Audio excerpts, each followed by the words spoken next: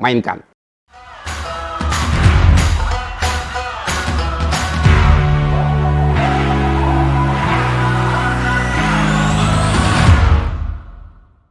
Assalamualaikum warahmatullahi wabarakatuh.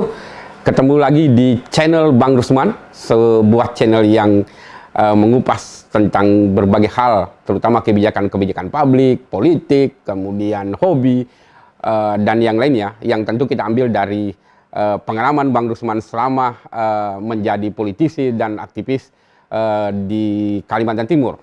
Dan saat ini kami lagi pengen membincangkan soal persiapan penerimaan peserta didik baru PPDB 2022.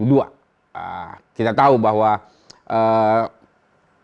kita masih sangat sibuk jika menjelang bulan Mei dan penerimaan siswa baru setingkat SMA itu sudah mulai dilaksanakan. Dan saya sangat yakin karena Bang Rusman sangat fasih menjelaskan soal ini, mengingat beliau adalah Ketua Komisi 4 di Provinsi Kalimantan Timur yang cukup lama membidani soal ini. Jadi saya mainkan pertanyaan-pertanyaan yang akan saya berikan ke Bang Rusman. Bagaimana Bang tentang persiapan penerimaan peserta didik baru atau PPDB di tahun 2022 ini? Apakah hampir sama saja dengan tahun-tahun kemarin atau mungkin lebih mudah karena sudah tidak ada COVID yang menghalangi kita untuk ketemu misalnya, dan ada masalah lain yang mungkin selama ini muncul dan bisa diantisipasi oleh dinas terkait. Silahkan, bisa dijelaskan. Oke, baik, terima kasih Bung Ocha atas kesempatan yang diberikan. Jadi memang begini, PPDB ini adalah termasuk sebetulnya sistem baru di dalam penerimaan siswa baru. Kalau dulu kan namanya bukan PPDB, penerimaan siswa baru gitu. PPDB ini sudah tahun kelima diterapkan, dan memang untuk tahun ajaran 2020 dan 2021 itu PPDB-nya agak berbeda karena dalam suasana COVID gitu ya. Pandemi. Tapi untuk 2022 ke depan ini, di bulan insyaallah di bulan awal Juni nanti, itu PPDB ini kembali lagi normal. Kembali lagi normal dengan menggunakan sistem online. Bahkan ada disiapkan oleh teman-teman di dinas pendidikan itu dengan sistem kayak drive-thru gitu ya. Ya.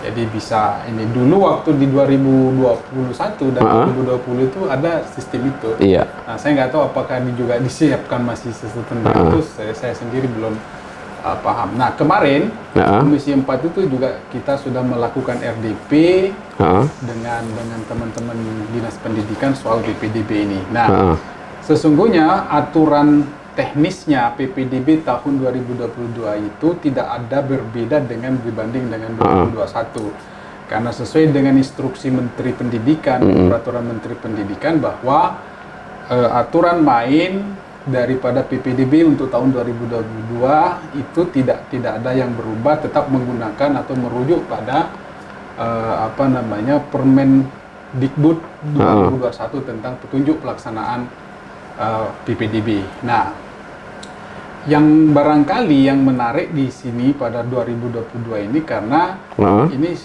sudah tidak kita hampir lepas dari suasana pandemi gitu ya.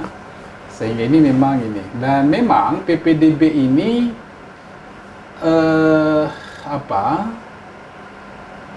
menjadi crucial point di setiap tahun. Terutama teman-teman kepala sekolah, kepala dinas pendidikan itu setiap ada PPDB pasti super sibuk.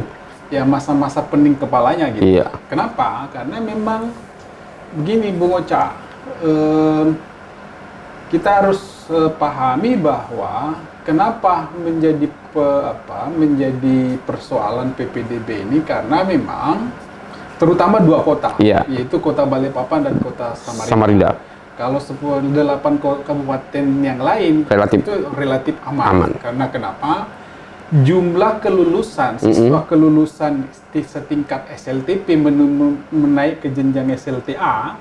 Itu yang saya pertanyakan. Iya. SLTA itu Volume SLTP ke SLTA itu memang cukup atau memang tidak? Antara kelulusan SLTP yang mau naik jenjang ke SMA, SMK atau yang sederajat itu jauh lebih banyak jumlahnya ketimbang rombelnya atau ruang belajar yang tersedia.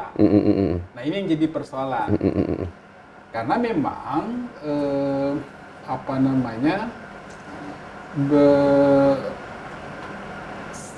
aturan untuk mendirikan sekolah SMA SMK itu tidak berbanding lurus berapa SMP-nya. Karena itu kan melihat dari jangkauan kawasan. Jadi kadang-kadang kalau dulu di Orde Baru itu baru boleh ada SMA kalau misalnya minimal ada 1 SMP di situ atau 2 SMP di sekarang itu sudah tidak. Lalu yang kedua, persoalan yang krusial lagi, dulu kan ada sekolah favorit dan tidak favorit, sekolah unggulan. Dulu ada sekolah kita kenal yang namanya sekolah unggulan. Nah, sejak berlakunya PPDB di mana ada sistem zonasi di situ, maka itu sesungguhnya tidak dikenal lagi yang namanya sekolah unggulan. Semuanya sama. Hanya masalahnya adalah ketika bicara tentang zonasi itu, zonasi ini belakangan. Sementara kan dulu, kan masyarakat itu taunya bahwa sistem penerimaan sekarang adalah zonasi. Sementara kan ada kriteria lain ya. Bisa nggak abang jelaskan kriteria apa sih dalam penerimaan peserta didik baru ini? Sebelum saya menjelaskan ke situ, saya ingin jelaskan dulu soal prinsip zonasi ini. Zonasi ini sebetulnya niatnya baik, menghilangkan yang namanya kelas sekolah unggulan dan tidak unggulan. Karena itu semangatnya ya. Semangatnya itu. Hanya problemnya adalah ketika kita mau pemerataan, tidak ada lagi kelas-kelas seperti itu. Karena begini, kalau kita kembalikan kepada kaidah dari Undang-Undang Dasar kita, kan memang tidak ada kriteria itu. Negara hanya ditugasi untuk bagaimana mencerdaskan kehidupan bangsa. Tidak ada itu terjemahan-terjemahan yang lain. Maka itu ketika ada sekolah unggulan dan tidak unggulan, persoalannya bisa saja yang berhak masuk atau yang bisa menjaga sekolah unggulan itu adalah orang yang kaya dan lain sebagainya. Iya. Tapi yang lain gimana? Berarti kan melahirkan diskriminasi. Betul. Maka itu zonasi lah jawabannya. Zonasi itu supaya tidak ada lagi kelas-kelas, melahirkan kelas-kelas. Dia membuka ruang. Hanya problemnya karena kita ini kebijakan zonasi ini belakangan. Satu problem dasar kita adalah satuan-satuan pendidikan atau kita sebut selama ini sekolah-sekolah, sekolah-sekolahan kita itu duluan sudah ada di wilayah itu, sebelum zonasi diberlakukan. Akhirnya apa yang terjadi? Ada kawasan tertentu atau wilayah tertentu blank spot, tidak ada sekolah sama sekali di kecamatan ini misalnya. Contoh di Samarinda itu ada 3 kecamatan yang tidak punya SMA dan SMK, yaitu Kecamatan Samarinda Kota. Justru Samarinda Kota. Iya. Kecamatan Sambutan dan Samarinda Ilir. Gitu. Nah ini dulu kita taruh SMA 16 di Pripaps itu, tetapi oleh masyarakat diusir karena kami numpang di SD. Gitu. Sementara waktu itu kebijakan kita mau menggabungkan 2 SD jadi satu, supaya SD yang satunya ditempati SMA 16, tapi oleh warga masyarakat ditolak mentah-mentah. Saya sampai dibawakan senjata tajam tuh. Karena saya yang memang di kampus Pahlawan itu ya? Ya. Karena saya waktu itu berpikir ini supaya ada SMA negeri di tengah kota.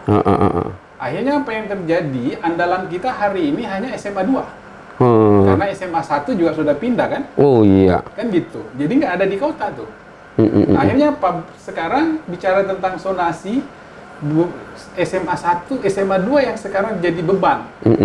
Mari kita tengok di Jalan Juanda. Jalan Juanda itu kan ada numpuk tuh. Iya. Ada SMA 5, ada SMP 9, ada SMP 7. Jadi di Samarinda itu, belum lagi di ujung di bawah flyover itu ada SMK. nah di Samarinda itu, Samarinda Ulu tuh yang paling banyak sekolahan. Nah sehingga ini yang jadi crucial pointnya di situ. Tetapi kita tetap bisa mensiasatinya dengan ini. Maka itu ada strateginya. Saya lihat teman-teman di Dikbud itu ada sekolah-sekolah tertentu yang memang diberi ruang untuk itu. Nah, kembali pertanyaannya Bung Ocha tadi. Iya. Selain zonasi apa aja sih yang bisa ditempuh? Di PPDB itu ada 4 jalur. Oh iya. Yang bisa masyarakat masuki. Yang pertama tadi zonasi itu? Jalur zonasi. Iya.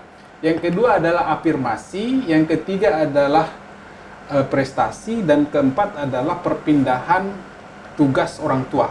Bisa nggak itu dijelaskan misalnya singkat saja, Bang? Iya. Kalau perpindahan orang tua siswa itu misalnya dia pejabat struktural vertikal. Dia pindah ke sini misalnya anaknya dari Jakarta atau dari mana pindah, maka boleh dia harus diterima. Karena perpindahan tugas anaknya. Kalau afirmasi itu adalah afirmasi itu yang kondisi tidak mampu. Sekolah negeri itu tidak boleh menolak siswa yang berstatus tidak mampu, sepanjang dia mampu menunjukkan surat keterangan tidak mampu. Itu ada kuotanya nggak, Bang? Ada. Ada. Kalau nggak salah, saya nggak tahu hafal secara rinci kuotanya. Itu yang saya tahu itu prestasi itu adalah 30%, zonasi itu juga 30%. Kemudian afirmasi itu kalau tidak salah 20%. Kemudian sisanya, yang satunya 20% juga. Oke. Jadi itu, tapi nanti dicek lagi ya. Iya. Dicek lagi ya, yang benarnya seperti apa. Tapi yang saya sebutkan tadi itu mudah-mudahan itu tidak salah gitu ya. Nah, soal zonasi. Iya. Zonasi kembali ke zonasi. Kembali kita soal jalur zonasi. Zonasi ini di awal PPDB itu menggunakan Google Map. Banyak kredit itu. Karena Google Map itu kadang-kadang yang di depan sekolah nggak dipantau yang gitu. Nah, akhirnya dia oleh kepala sekolah diajaklah bicara dengan RT dan lurah, dirumuskan di situ. Nah, maka itu untuk PPBD tahun ini itu semua diserahkan ke kepala cabang dinas untuk merumuskan. Karena Samarinda itu tidak ada kepala cabang dinasnya, maka itu adalah ketua MKKS-nya, forum kepala sekolah. Nah, itu MKKS-nya baik SMA maupun SMK. Nah, tapi kalau SMK itu tidak menggunakan zonasi, semua boleh. Itu dari dulu itu SMK itu dibebaskan dari sistem zonasi. Oh, jadi zonasi ini hanya berlaku untuk SMA. Nah, lalu yang kedua sebentar, Bang. Saya mau nanya. Zonasi, afirmasi, kemudian pemindahan orang tua. Kalau nitip-nitip ada nggak, Bang? Ini maksudnya misalnya gini, tiba-tiba anak seorang pejabat tiba-tiba dia sekolah di SMA 10 misalnya. Padahal kita tahu bahwa rumahnya ada di kota. Atau jauh dari jangkauan sekolah itu. Bagaimana itu? Memang ada praktek seperti itu atau gimana? Ya, isunya begitu. Isu begitu, tetapi bisa nanti kita dilihat karena itu kan sistem online sebetulnya. Jadi sistem pendaftarannya itu kan melalui online. Melalui online dan nanti akan dicek. Kalau dia jalur prestasi pasti nanti ada rankingnya. Prestasi apa saja gitu. Kalau dia menggunakan jalur prestasi maka itu juga tidak mengenal zonasi. Sekolah mana saja. Oke. Tapi kalau dia zonasi, maka itu memang harus mengambil lingkungan terdekat. Lingkungan terdekat. Nah, itulah yang selama ini menjadi perdebatan, dan dari tahun ke tahun, ini tahun kelima, bila lakukan perbaikan bahwa sistem zonasi itu tidak lagi menggunakan jarak. Oh. Kalau awalnya kan jarak. Jarak. Jarak. Jadi nanti bukan lagi jarak. Bukan lagi, tapi menggunakan radius. Oh. Radius jangkauan sekolah. Tapi itu pun tidak bisa juga diakomodir semuanya kalau radius, karena bisa saja melebihi kuota yang ada. Nah, bagaimana kalau misalnya terjadi melebihi kuota? Maka itu tetap dilihat dari nilainya, nilai raport atau nilai ijazah siswa yang bersangkutan. Maka itu harus tetap dimonitor gitu melalui sistem ini. Nah, makanya kemarin kita di tahun ketiga yang saya tahu itu sempat kredit karena apa istilahnya ini, penyedia layanan internet, operator ya namanya. Iya, karena daftarnya lewat online. Online itu sempat shutdown, sehingga itu menimbulkan keributan. Iya. Gitu. Maka itu sekarang. Ya, yang saya dengar itu adalah kadang-kadang kayak kita kayak menonton klasmen, klasmen sementara anak kita sudah di atas, di berhitungan berapa jam dia sudah terlempar dari itu. Maka untuk tahun 2022 kemarin kita sudah tanya semua itu, persoalan teknis seperti itu. Nah, tadi yang menarik itu apakah ada titipan? Ya, saya juga tidak bisa mengatakan bebas dari itu. Bisa saja ada semua, tetapi saya kira itu bisa dimonitor karena sistemnya online dan masyarakat berhak mengkomplain. Oh, boleh komplain? Boleh. Saya kira masyarakat berhak berkomplain itu. Nah, kalau tuh ada hal-hal seperti itu, yang penting jangan sampai merusak sistem. Kalau misalnya masyarakat mau komplain, itu alurnya kemana, Pak? Ya, bisa ke sekolah yang bersangkutan di mana dia mendaftar, atau bisa juga, makanya kita juga dorong kepada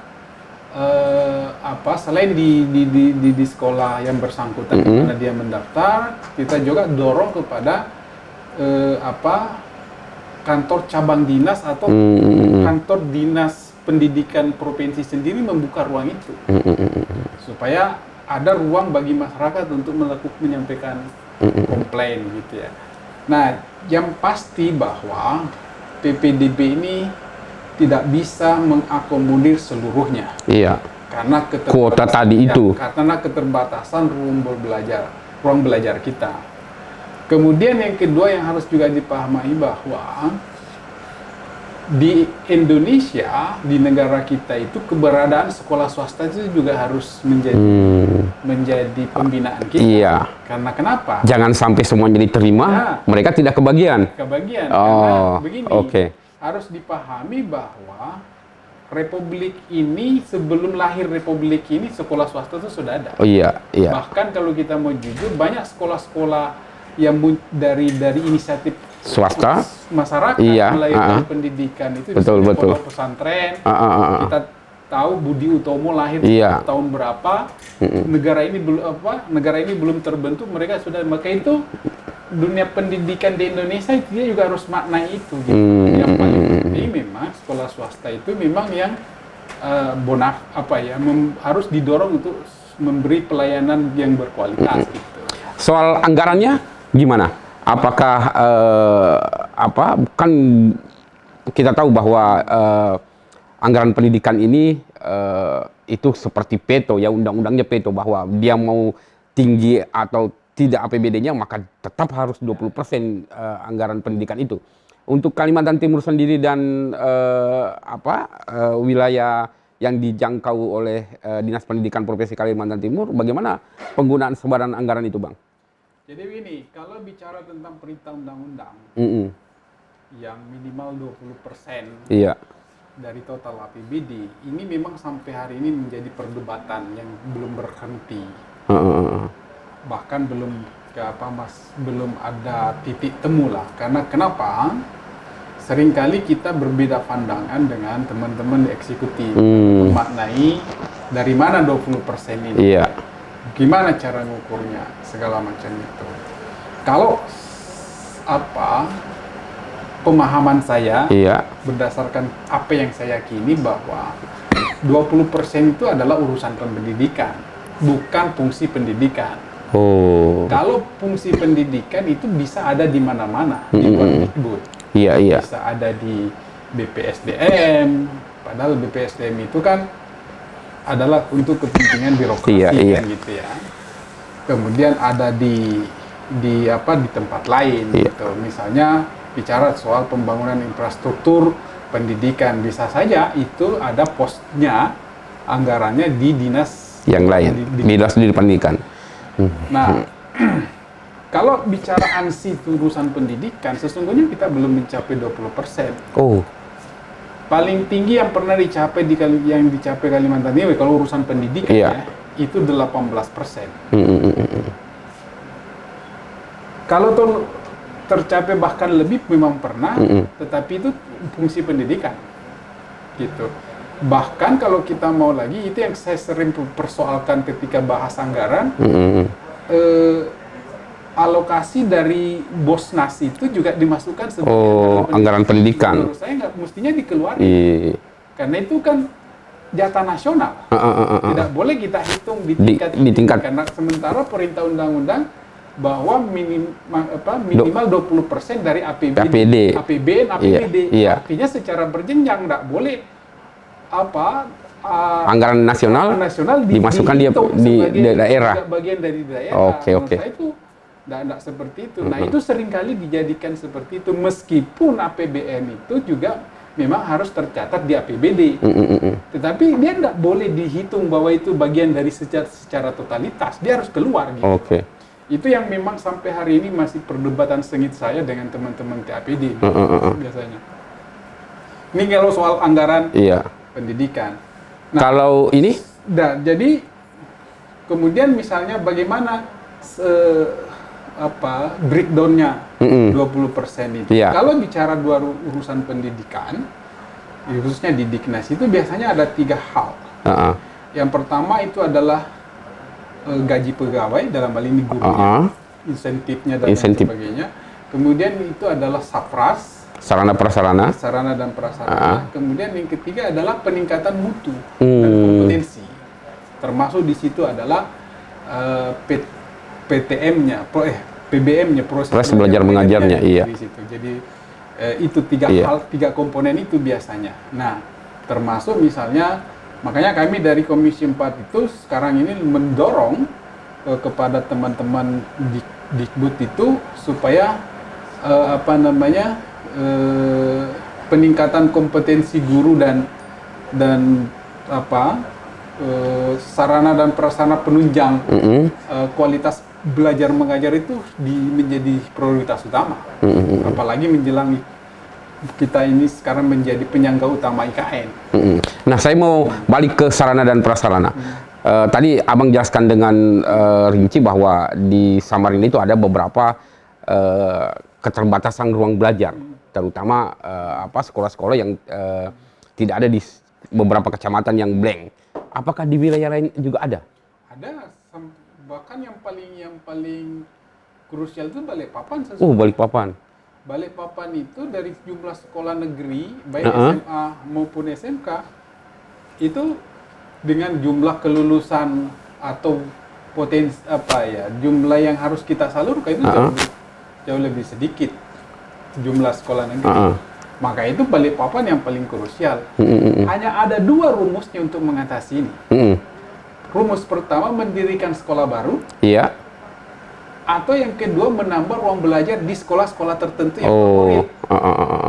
Karena kalau di Samarinda itu biasanya yang difavoriti para orang tua siswa itu SMA 1, SMA 2, SMA 3, SMA 5. Ini kalau SMA. SMA 10 nggak masuk? SMA 10. SMA 10. Tapi kalau di Balikpapan, itu SMA 1, SMA 3, SMA 5. Kalau di Balikpapan. Iya. Nah, ini yang paling difavoriti, dan seolah-olah orang tua siswa itu kalau anaknya masuk di sekolah ini itu prestise gitu. Nah, Bang, saya mau ini sebetulnya harusnya dihilangkan. Iya. Saya mau ke pertanyaan masyarakat umum sebenarnya. SMA 10 itu kan konflik. Dan sampai sekarang tidak selesai-selesai. Bahkan kemarin beredar tuh di grup-grup WhatsApp karena anak saya juga sekolah di SMA 10 mengatakan bahwa Distrik kalah di pengadilan negeri di PT UN soal gugatan murid itu. Bagaimana sebenarnya konflik SMA 10 ini, Bang? Dan apa solusinya yang menurut Abang bisa dilakukan? Kalau mau dirunut dari awal panjang, 1 jam udah sampai, udah cukup. Tapi oke, kita persingkat saja. Iya, singkat. Ini kan problem SMA 10 ini tidak hanya tahun ini. Iya. Itu sudah sekian tahun yang lalu yang memang kita harus akui bahwa pemerintah abai menyelesaikan persoalan SMA 10 ini. Sejak dari dulu mestinya diselesaikan, dituntaskan setuntas-tuntasnya, tapi enggak. Akhirnya sampai hari ini berlanjut. Dan yang paling mutakhir itu adalah kalahnya Dinas Pendidikan di Pengadilan Tata Usaha Negara atas surat Kepala Dinas Pendidikan dalam soal pemindahan. Kenapa di situ di pemindahan itu kan suratnya adalah memindahkan SMA 10 kampus A ke kampus B. Tapi pada akhir kenyataannya adalah dipindahkan ke Education Center. Iya. Itulah yang membuat kalah di pengadilan gitu. Konon kabarnya begitu.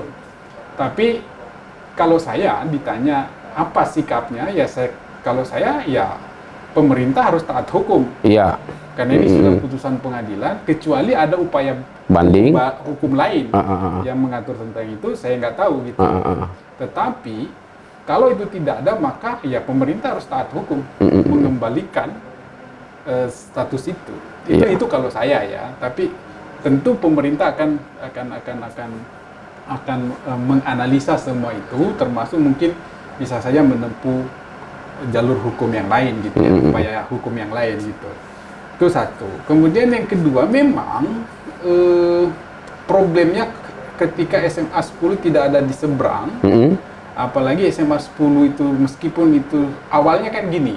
Kalau bicara perspektif sejarah kelahiran SMA 10 itu panjang jadinya. Tapi oke, secara singkat, SMA 10 dulu itu memang sejak kelahirannya dibuat secara eksklusif. Tidak pada sama dengan SMA lainnya.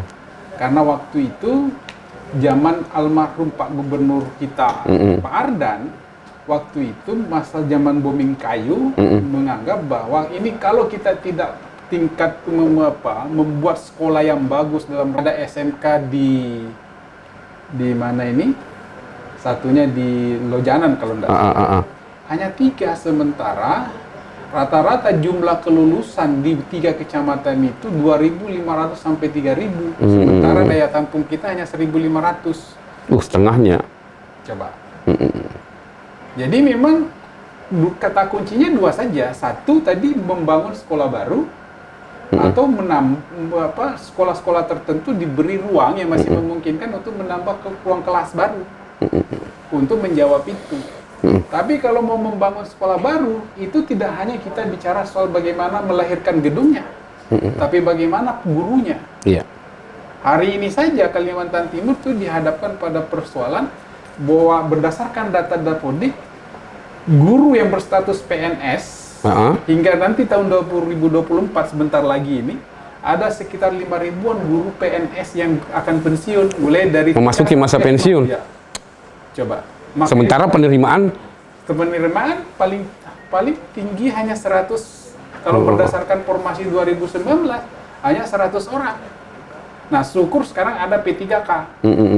Nah, mudah-mudahan P3K itu, tapi P3K itu nanti setelah dia menerima SK dan lain sebagainya pada penempatan, jangan lagi nanti ada kata bilik C, mau diminta semuanya ditempatkan di kota, ya selesai.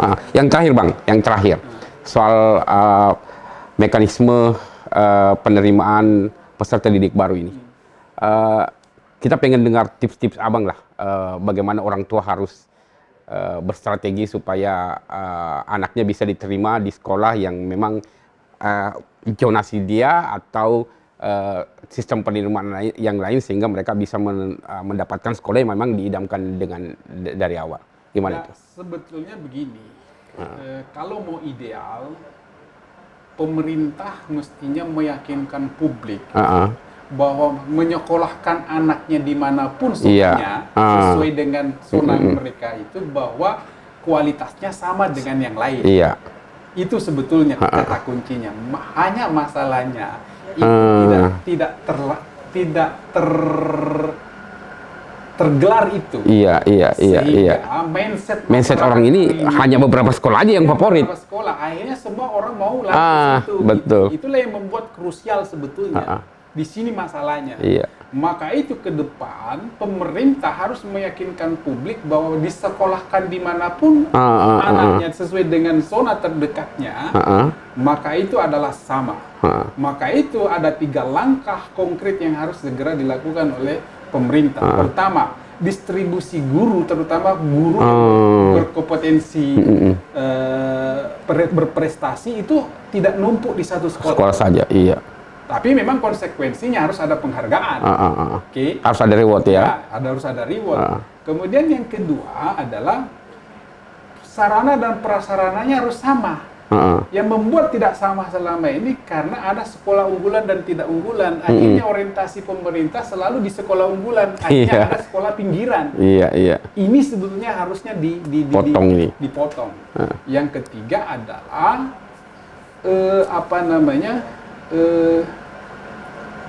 membangun aksesibilitas sekolah itu.